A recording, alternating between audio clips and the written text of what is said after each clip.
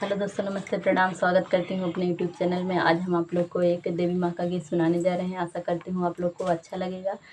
अच्छा लगा तो लाइक, सब्सक्राइब, शेयर और कमेंट करके ज़रूर बताना हमारा गाना आप लोगों को कैसा लगा। हाथे लिहले थारिया हो, हाथे लिहले थारिया यो नारियल चुनारिया, जगत जननी अइली तू हरी दुआरिया, जगत जननी अइली तू हरी दुआरिया, जगत जननी। हाथे लिहले थारिया हो, हाथे लिहले थारिया यो नारियल चुनारिया, जगत जननी अइली तू हरी दुआरिया, जगत जननी। यस मन करे माई के मंदिरवा में जाई, माई के चरनिया में दिया न जलाई।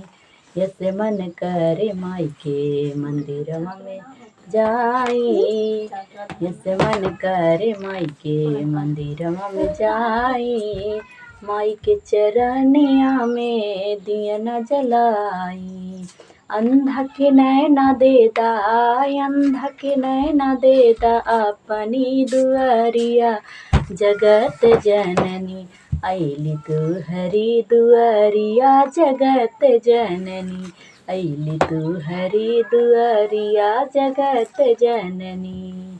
हाथे लिहले थारिया हो, हाथे लिहले थारिया यो नारियल चुनरिया, जगत जननी अइली तू हरी दुआरिया, जगत जननी अइली तू हरी दुआरिया, जगत जननी।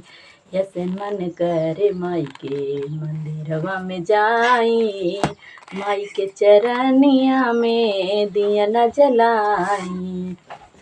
यस मन करे माई के मंदिरवा में जाई, माई के चरनिया में दिया न जलाई। लंगड़ा के पैरा देदा, लंगड़ा के पैरा देदा, लंगड़ा के पैरा देदा अपनी दुआरिया, जगत जननी अइली तू हरी दुआरिया, जगत जननी अइली तू हरी दुआरिया, जगत जननी। हाथे लिहले थारिया हो, हाथे लिहले थारिया यो नारियल चुनरिया, जगत जननी अइली तू हरी दुआरिया, जगत जननी। यस मन करे माई के मंदिरवा में जाई, माई के चरनिया में दिया न जलाई। यस मन करे माई के मंदिरवा में जाई, माई के चरनिया में दिया न जलाई।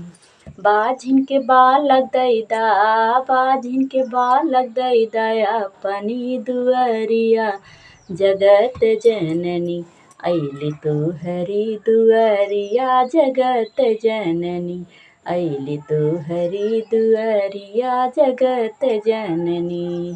हाथे लिहले थारिया हो, हाथे लिहले थारिया यो नारियल चुनरिया, जगत जननी अइली तू हरी दुआरिया, जगत जननी।